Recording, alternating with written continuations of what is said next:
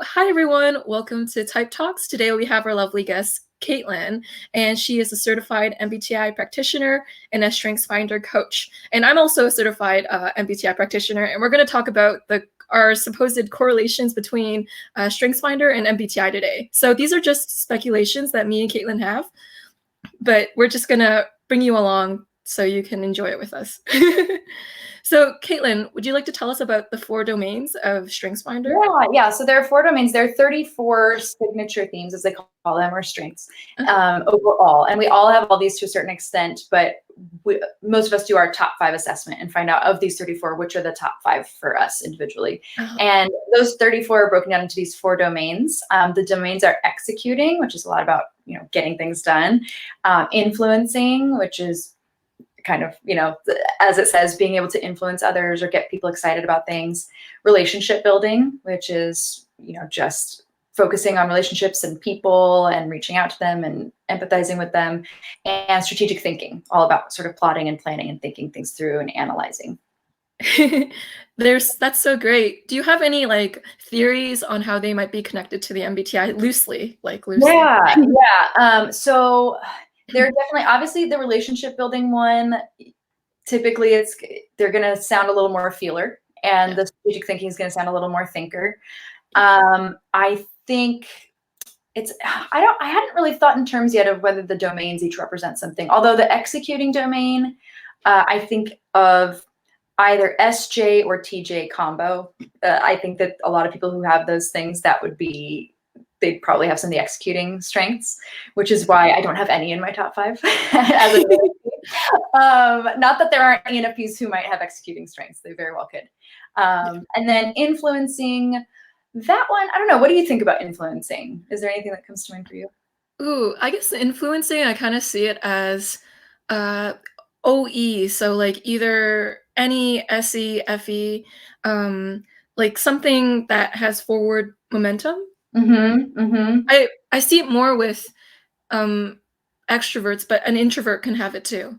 Yeah, depending on where in their stack those functions lie, for sure. Yeah, I was going through and because I notice a lot of things when I do, I can't help but think through the lens of MBTI no matter what I'm doing. So when I do a StrengthsFinder, or CliftonStrengths as they call it now, so they're the same if anybody gets confused about the 2 terms. They changed it for some reason a couple of years ago. But it throws me off sometimes too. So anyway, when I do one of those strengths workshops, I can't help but when somebody shares their strengths, I kind of sometimes immediately think, oh, you must be this MBTI type, putting all the pieces together. But I had never sat down until I started thinking about doing this interview and really, thought through, okay, which functions do I think would most have these? And it's been very interesting. I'm so curious to talk about this and see what the overlap in what we each think of what might more commonly have which strengths. This is going to be so fun, Caitlin. I'm super excited. And not very often, I've talked to people who love MBTI and people who love strengths, but I had a lot of conversations about both. So this is my the merging of the merging of 2 loves. Yes. My extroverted intuition and connectedness is one of my top strengths. So this is all cylinders are firing right now. I'm so excited. Oh, that's awesome. Wow. I see connectiveness as a kind of NF slant, but anyone can have it. It's just NFE. Yeah, totally. I think the connectedness one, I notice a lot of people with extroverted intuition seem to have that because it's sort of the way I always say my brain sees things as this spider web, and nothing is separate and everything is connected in some way, which is why it's so hard for me to focus. So full disclosure, when I did I paid to see all my 34 strengths in order, and I can't remember which, but I know that focus and discipline are my bottom 2. And so that was kind of discouraging at first until I realized other ways that I can emulate those things with the strengths that I have. But it made a lot of sense that connectedness would be high for me and that focus would be low. So that is so awesome. I think focus would be high for me. I find it easy to focus. So jealous. Do you think that's an introverted intuition thing? It might be, or it might be a judger thing too. I don't know. Yeah. With Caitlin, I was wondering, what are your top 5 strengths, and have they changed over time? Oh, good question. I was just thinking about this today. So I first took it when I was working at a job that was all about career exploration, which I loved. And the whole, this is when I realized I loved StrengthsFinder was the entire company. I think there were 45 of us all took the assessment. And I ended up doing a spread. They had a spreadsheet already, and I ended up going in and adding everybody's info and got all excited to show where we all were on it. And I got strategic was my first, which surprised me at the time, but makes sense in hindsight. Yeah. Positivity, woo, connectedness, and communication. And so that was about 7 years ago. And then since then, I got certified in it. And then I'd been doing workshops forever. And a lot of times I would get asked, do your strengths change over time? And basically the answer is not typically. A lot of times your top 5 might change a bit. But if you were to look at all 34, they probably always were in your top 10. It just depends how much you develop them. But I took it again, and I fully expected it to change because when I first took it, I was in my mid-20s, and I changed so much going into my 30s and had a lot of life-changing events. And I thought, oh, I know I'm so different. I know myself better now. And I was almost sad because I didn't want to get different strengths because I'd come to love my 5, and I talk about them all the time. And so as I was answering, I was like, oh man, I'm so bummed. They're totally going to be different the way I'm answering. They were not. They were in a slightly different order, but I had the exact same 5. That is so interesting. 7 years apart. Yeah. How about you? I'm curious what your top 5 are. Oh, that's interesting. I took the test before, but I lost the results. I looked on the site, and I remember getting a futuristic, harmony, maximizer, strategic, and analytical. Oh, yeah. Oh, all of those make sense for your functions. So the harmony one stands out to me with having such high extroverted feeling. Yeah, that one for me was immediately like, I know that word is associated a lot with extroverted feeling. Yeah. But I notice a lot of people who get that have that in there. Really? Oh, that's fascinating. I didn't know there would be a correlation there. I thought it was like FE, like when it said in the description, consensus, common ground, supporting others, and I was like, it sounds like me. Yeah, totally. And then you said futuristic, maximizer, and what were analytical, and then what was your? And strategic. I think. Yeah. Awesome. And how do you see them correlate with your personality type? Like where do you see overlap? Oh, that's awesome. So I'd say like futuristic kind of reminds me of NI a bit in the sense that it's like a future vision, but I see like intuitives could relate to that, or just anyone, you know. Yeah. And then there's analytical. So it talks about finding the root cause of things. And I was like, I do try to look at like the core of an idea and not just on the surface. And it's like, it makes a lot of sense there. I think it's like analytical has like a TI-NI slant, maybe. My guess. That ability to really sit with an idea and turn it. Yeah. So introversion too, that's what you said, right? Yeah. Or I was thinking the introverted thinking and plus introverted intuition. It's like a focused thinking about something, you know, for being able to turn it over for a while, which I feel like I'm not able to do as well. I can talk out an idea with somebody and analyze it that way. But internally, I have a hard time sitting with it and coming to conclusions. That's so cool. I guess I wonder if Dave and Shan from Objective Personality would call that sleep. So sleep is when you use your 2 introverted functions in your MBTI stack. Oh, interesting. So yours would be FI and SI. Yeah. That's just a guess. Yeah, and those almost seem funny together. Like, yeah, I would get caught up. I think I would have a tendency to get caught up in how I feel about things that have happened instead of coming to any sort of logical conclusion. So to do that, I think I have to externalize, whether that be talk to somebody or write it down. That's probably why I love writing, and it helps me make sense of what's going on in my head. It's cool. I love how like you're so excitable and you're like a ray of sunshine. Like you radiate positivity. Like your vibe is just pure, like being hit with a wave of like a good juju. I don't know how to explain it. That's so woo-woo. But like you feel like kindness, and when people walk into your energy, it feels like they feel better for some reason. It's like, why do I feel like healed? You're gonna make me cry. You know, like, you have no idea. I don't think anyone could ever give me a higher compliment than that. Thank you. So yeah, I just thought I'd let you know that. So I also got maximizer. So I tend to like, I don't like things to be average. I want them to be like as best as they can be. So Yeah. I'm kind of a perfectionist in that way. So I'm like, I don't want to just generate ideas, but I want to like concentrate and drill down completely until it is maximized. So I do it with my NI. So it's weird. Yeah. Well, that makes sense with strategic too, because it would require a lot of strategy to maximize something. I think that Yeah. makes sense. Mm-hmm. Interesting. Yeah, I was surprised when I saw strategic in mine. I'm not sure. I think that where that comes in for me is probably a combination of the extroverted intuition seeing possibilities, Mm-hmm. and then the extroverted thinking, trying to logically figure out how to make use of those possibilities or go about conquering them. So somebody pointed out to me that somebody I met who had like focus, responsibility, discipline, all the ones that I wish, achiever, all the ones that are so enviable for me. And she said, well, but you've got strategic and then you have positivity. So you can sort of get really excited about an idea and then strategize about how to do it. And then when you have that woo, that winning others over thing, she said, then maybe you could help get other people excited about it and help you out to make it happen. I was like, oh, that's really cool. I hadn't. So she totally came up with the way for me to mimic focus and discipline. That was really helpful.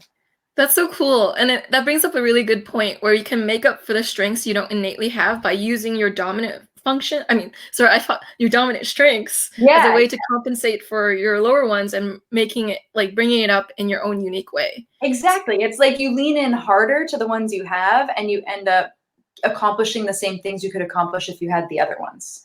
Like I have a friend who's got focus and we were talking about dream careers and stuff. And she said that for her, she's also an achiever. So she has goals and she likes to take on challenges, and that alone is enough to drive her to do it. Whereas I would have to feel passionate about the topic. And she said she doesn't require that. She could take something she's not real passionate about, but get excited about overcoming the challenge and just focus and get it done. And so we all kind of use different tools to create the same end product, I guess. Interesting. Do you know her MBTI type? Yes, she is an ISFJ. ISFJ, that's cool. So I have a hypothesis for that. Yeah. I think that FI users who have it higher up, they tend to need to be like emotionally passionate about it to be fully engaged. But when they are, they can be fully engaged. But that FI has to be convicted or into it first. I totally agree. It's something that it has to be almost like we've integrated into our personal set of values, and to the point that it has to be done. So yeah, for most of the things that I've accomplished that have been big in my life, it's come from a deep place of passion. And I often use the word compelled. I feel compelled, like there's no way I can't do this thing. Like that's how much I need to put it out in the world or something. Wow. So your FI is like, there's no other way. Like you got to do this. Yeah. I think that's the main driver in anything that I do accomplish. Yeah. Wow. FI is like a force of will. It's its own force of will. Yeah. That's right. Yeah. That's amazing. I envy though I'm so fascinated by extroverted feeling, and how that plays out. Do you think any of your, I don't know if we went over, harmony we decided probably is one of the strengths that lines up with extroverted feeling, but did any of your others, do you feel like that plays a role in there, or it's mostly the harmony one? I feel like I got harmony, and it makes sense in the sense that like FE users kind of see people when they're fighting needlessly and they're not getting anywhere. So like in the description of harmony, it says that like it doesn't like needless conflict. So it's like, okay, there's two people fighting about something where they could just get along, find common ground, and then work it out together and find a win-win solution. But instead, they're like yelling at each other, calling each other names, and like getting rid of the respect in the relationship that will never be earned back if they continue down this path. So it's like harmony is kind of like the long-term picture of emotional connections with people. So it's like, hey, if you guys keep fighting, you're going to ruin the good things you have. And it's going to be so hard to earn that back, that trust, that love, that respect. And so for the long-term success of your relationship, you guys got to look for that place where you guys can talk without dehumanizing each other. And I think it's really NF too to say that. Like, I feel like humanity and wanting people to not dehumanize each other is an NF sensitivity. It's everyone. Everyone cares about this. Yeah. But I think that NFs have an extraordinary, like, this underlying action is secretly dehumanizing, and other people don't see it as clearly as the NF does. And it's like, wow, there are layers of dehumanization or degradation in this action that I'm seeing that I don't know how to communicate, because it's like this pattern recognition, but I can feel it, and it's like, yeah. So do you relate to that? Sorry. 100%. I have so many things flying through my mind right now. Yeah, I think that NF, that you know, people are so at the forefront of our minds, and whether that be the individual or the group or humanity. And I think I was just thinking about how in businesses, a lot of times when they have to make decisions, there might be the decision that makes sense and it's the efficient decision, or it speaks to the bottom line, bottom dollar. But, so, like you said, there's a sensitivity, even though everyone knows that how people feel is important to the business too. I think that NFs are they have this thing that really goes off very quickly, because it's maybe the first thought in our mind, which might be something like, well, if the employees aren't happy with that, it's going to make the company suffer. So it doesn't really make sense to do, because it could be detrimental. Or if customers are going to be upset with the way that affects their lives when we make this change, it might affect the bottom dollar, even though it looks like we should do it. So hence why we need so many perspectives, because also, as an NF, I would struggle with making a hard but necessary decision. So I think that, this is why we have all these voices that can speak to these different aspects. We all see different things that others might not see as clearly. Like we might see them, but they're in a different, this thing's in focus here, and then that thing's back over here. And for somebody else, it's the opposite. They see something more clearly. Yeah. Yeah, it's kind of like what's at the forefront of our mind is at the afterthought of someone else's mind. Right. And so like everyone does it, but is it at like the forefront or the afterthought? And sometimes it's so ingrained in you that you won't be able to point it out, but other people who see you can tell.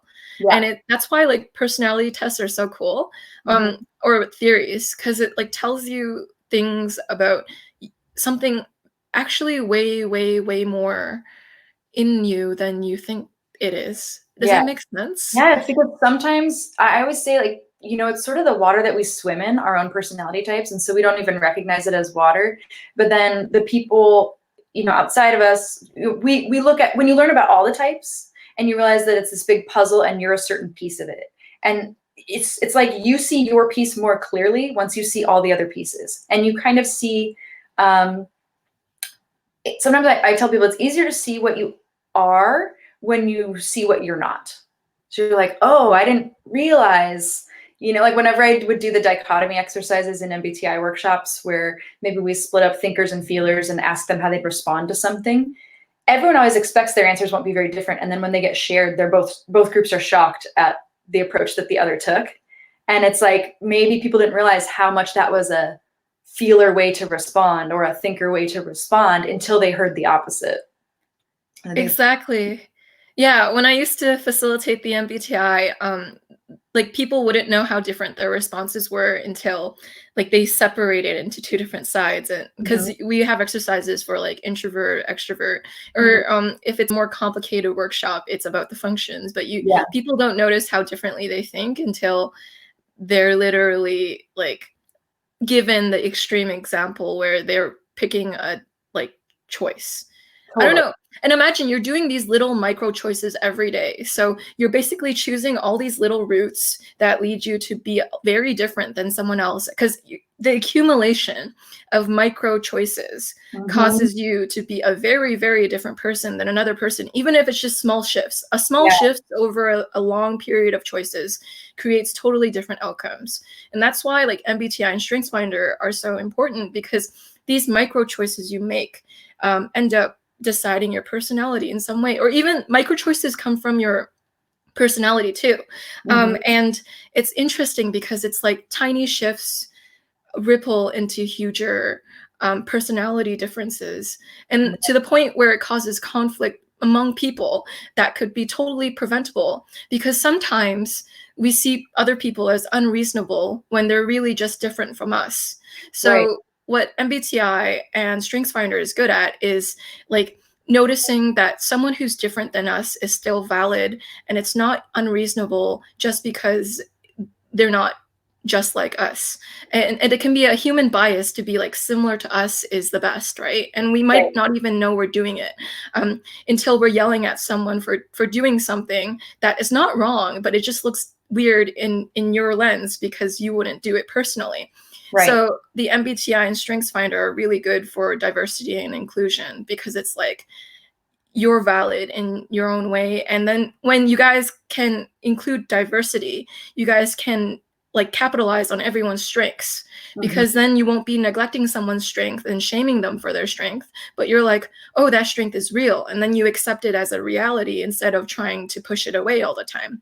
Yes, and when you do that, you can finally work with it. I'm sorry, I went on a no, I love it. I feel like you're saying in such a beautiful way like how I feel about all of it, but I just love the way that you're explaining it. I was just thinking about how it's so helpful in the workplace to do these things, because I've noticed that once people have this vocabulary, like this shared vocabulary, I think that it helps people a lot, because say a supervisor decides to bring this in with their team. And maybe there was somebody on their team who felt like their supervisor didn't see certain strengths that they have, or maybe didn't value them as much as they wished that they would. But then they learn, okay, here are these 34 strengths, and they're all really necessary and valid and valuable in life, and we need them all to make the team function well. And then the supervisor learns their 5, and they're like, yes, I see that these are very necessary. I'm very proud of these, as they should be. And then they see the 5 that might be totally different than theirs in their employee. And then this light turns on of, oh, if I realize that mine are important and valid and necessary, and I'm being told all of these are, and those are their 5, then it almost immediately brings up the value in their mind now. They can clearly see what they might have been missing in their employee. That's really helpful, or vice versa. There could be an employee who's taking a boss for granted who has great strengths too. So I just think that it's really helpful in that environment, especially as well as in personal relationships. But I've just seen it be a really great thing where people can feel a little bit more empowered, and they can then also have conversations as a team where they can own their strengths and explain why they went about something a certain way, and they can feel more understood by others and more valued by others. That's so beautiful. More understood and more valued. And I think that goes back to your connectedness strength too, because like you kind of see like everyone as valuable and as one. Maybe it's like no one is innately like worse, or maybe like it's I don't know, it's like a kindness you have with the connectedness strength, and just being Caitlin too. It's also a you thing too. Thank you. Yeah, I think that that's I think it goes to I think it is to that connectedness thing. It's like I can't, I see, like, my husband and I are very different. So I'm an ENFP, he's an ISTP. So we're very, very different functions, very different order of our functions. That's so cool. But yeah, it's been so kind of like fun, and if we didn't have these things to talk to each other about, okay, what are your strengths, what are your strengths, it might just be frustrating. But instead it's kind of exciting, and we can go, oh, okay. And it actually makes me feel like how cool that we can create this household with all these different functions, and like for our son, say, set an example of what all these different functions can look like and how they all bring value. And like in a time like right now with the quarantine stuff, so my husband's a firefighter paramedic, and I always say that a normal day in his life would be the worst day of my life, with going on all the emergency calls and all the stuff that would be so upsetting to me. But he has this calm about him. And I think, thank goodness in a time of like a kind of crisis or this world pandemic thing going on, that he has that calm, cool, collected demeanor. And he also is somebody who plans for these things. So even just in my own household, I see how important it is, and that, it keeps us balanced, I would say. That's so beautiful. And I feel like your idealist is showing like I don't know, NF idealism. It's that like everyone noticing each other's functions can all love each other more, and to accept each other more, and to be together, and to be, getting along. And it's like so idealistic, but it's so true. It's like a good like desire for humanity, or like it's like I don't know, you saying that shows something about what you deeply value in your FI, and I just thought it was pretty. Thank you. I love, oh man, it's been a while since I've sat down with an INFJ friend and talked about all this stuff. Yeah. And I find people with, so one of your key strengths are woo, right? Yes, yeah. Yeah, so I find people who have woo, they kind of seem like everyone's best friend. So that their vibe is they make you feel like you're their best friend, like right away. And it's kind of like you have that warmth that people who have the woo have. And it's just a Caitlin thing too. I don't mean to attribute it all to your StrengthsFinder. It's like also you. But yeah, I just noticed that correlation too.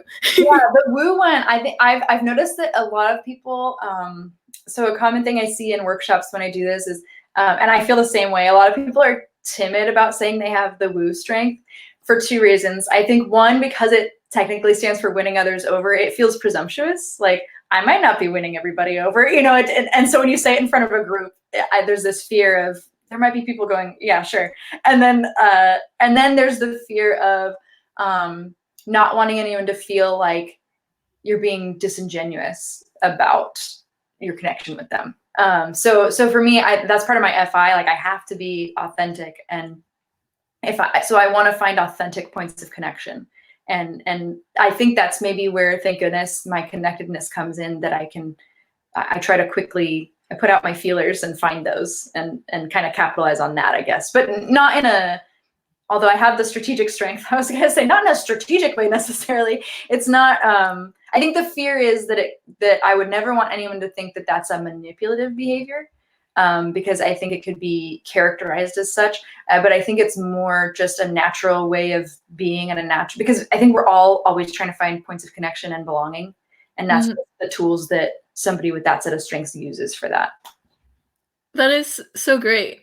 So like these tools help you foster relationships, and that's like your primary thing. It's like, I don't know, NF is like relationships, you know, people, totally. People and and getting possibilities. Yeah. yes, all the possibilities. Yeah. I'm wondering where ideation falls in your StrengthsFinder results. You know what? I think it is let me double check. I think it's number 6. That's yeah. awesome. Yeah, I thought like ideation has a slight correlation to any too, because it's like new ideas, but I could see someone just generally having OE, so SE also, like, because people underestimate how creative SE users can be, because they're also about the new too. Yeah. So. Yeah, and they might have the ideas generating as a result of their interactions with the world and taking that sensory info. Yeah. Yes. Yeah. Yes. That is one I envy, like, since it's my husband's auxiliary or second function, and for me it's my 8th and final. That's another one that I wish. Well, it's good to live with somebody with it, because he constantly, without even trying, is challenging me to tap into it more. Yeah. So yeah, I definitely think ideation works for both of those, for sure. That's so great.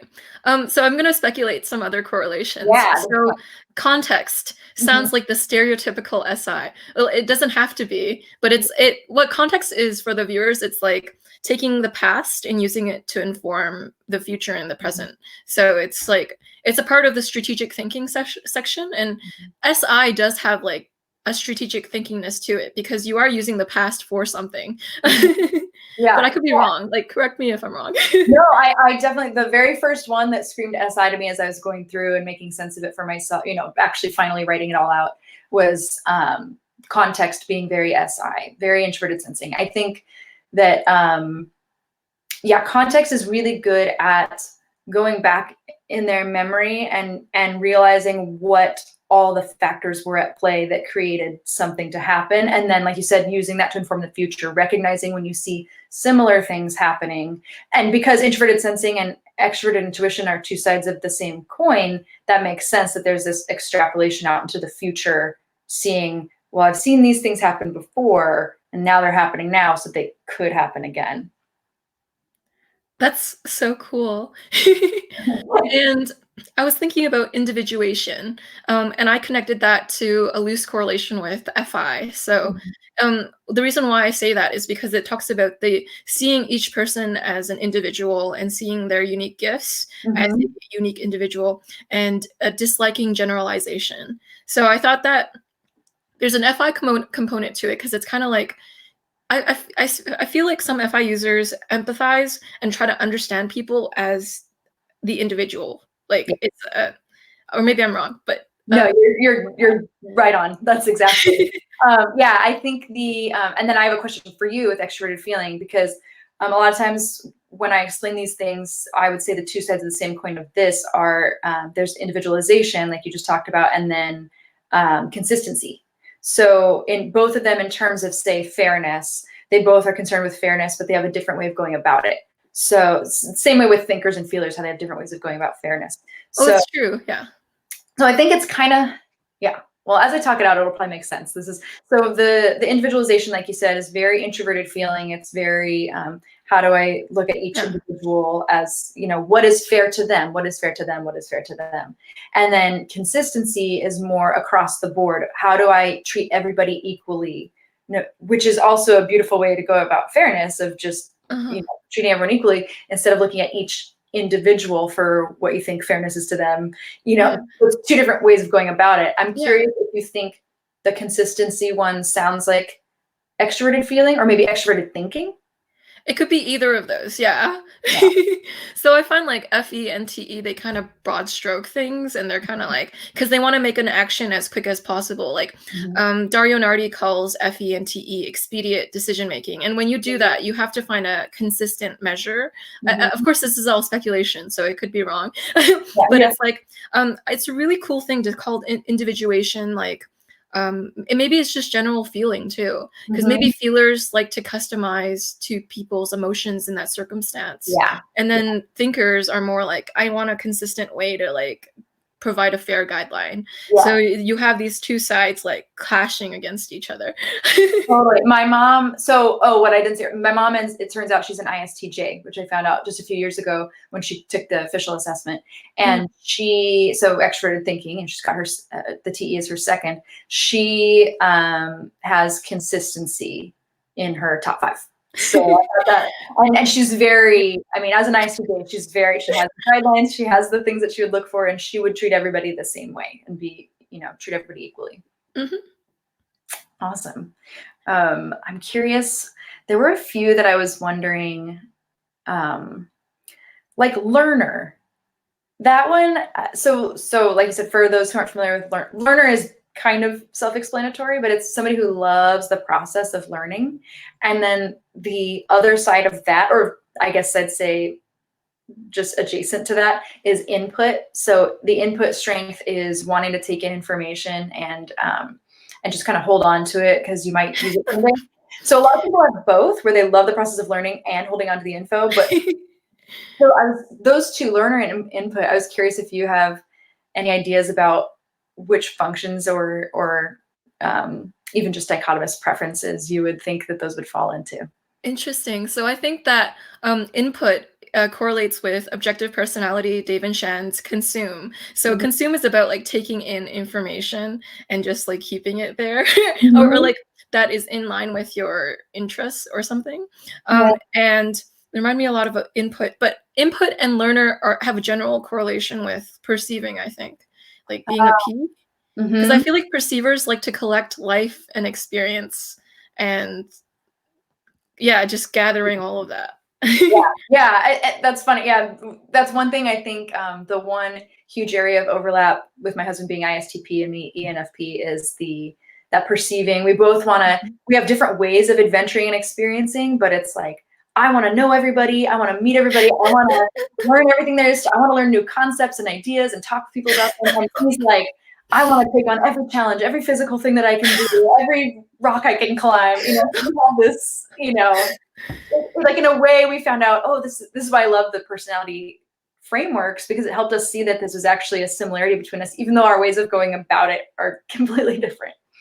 That's so cool. I love that. I also thought one of the things that might be perceivery is adaptability. Yes. Yeah.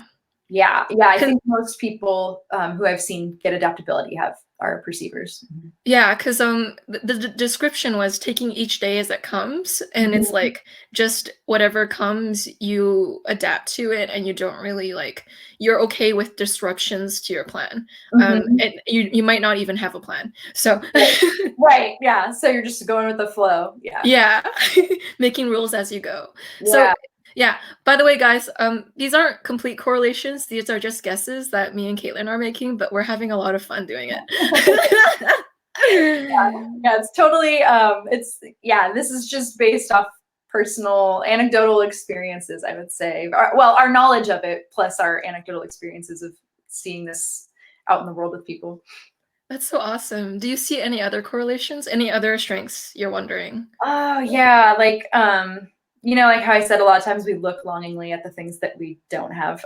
So I think a lot of things that fall in the executing category, like discipline, focus, responsibility, achiever, those are ones that I think would probably primarily be correlated with people with the judging functions, especially extroverted judging functions. Yeah. Yeah. Yeah, so I have a great admiration for those, and wish that I could emulate it. But yeah, I see across the board there seems to be a lot of that with the executing strengths. That's so adorable, because it's I don't know, there's this metaphor I heard for perceivers and judgers, and the judger is like the stone, and the perceiver is like the kite, and the kite is going and exploring the world on top, and the judger is kind of like that stone that is the foundation for things. Yeah. And it's cool in a lot of ways. Yeah. I like that. Yeah, sometimes I wish that when I need to come to conclusions about something, I tend to use probably my NE, use that extroverted intuition to talk out ideas with somebody who I feel maybe has that rock with them. So my sister's an INTJ. And so a lot of times, or my mom is an ISTJ. So a lot of times when I need to come to a conclusion, I talk it all out and I let them just find the thing to hold on to, and that helps anchor me. That's so cool. Yeah. Extroverted intuition likes to brainstorm out loud to just, get it flowing or something. Yeah. I think my biggest thing in life that I struggle with all the time is that focus of, if I could just choose one and focus all my energy on it, I could make something great. But the problem is, I think especially this is why I love having both frameworks, because not only knowing that I'm an ENFP, but then knowing I have connectedness has been eye-opening because I would go to focus on, say, one idea that I want to launch. Say there's a podcast that I want to do, and there's I want to do. But then I start looking longingly at everything else I won't be doing if I focus on that. I see it connected to other things. Well, if I do a podcast on this topic, well, I could connect it to that topic and that one and that one and that one. But really, to make something successful, you have to at least just start with stuff. Yeah. They call it the bottleneck. So extroverted intuition generates so many possibilities that it can be hard to choose just one, because you're sacrificing every other possibility when you choose that one. So sometimes any users have a difficulty where they're indecisive. They because it's a bottleneck. It's I see so many options. It's hard to just see one as better than the rest and just take it and run with it. So yeah, that's a cool example of bottleneck. And it's also really cool because I actually am the opposite of you. I feel like I'm too focused and I'm boring. So wow, no, I that depth. So that I'm attracted to that kind of depth when people have that certainty and that focus. Yeah, but it feels like when other people are coming up with cool ideas and I'm just I'm affirming because I want to be warm and stuff, but I feel like I'm not as cool with their connections, because I don't know, because you have a really live energy to you.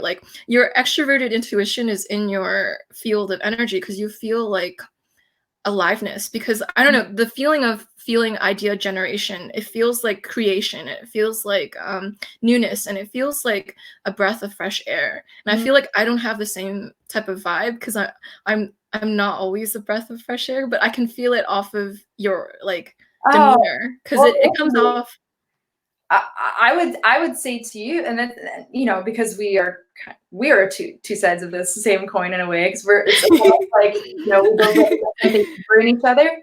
That I think that, like, interacting with you calms me, makes me feel like warm, centered, safe, comfortable, you know. So so boring.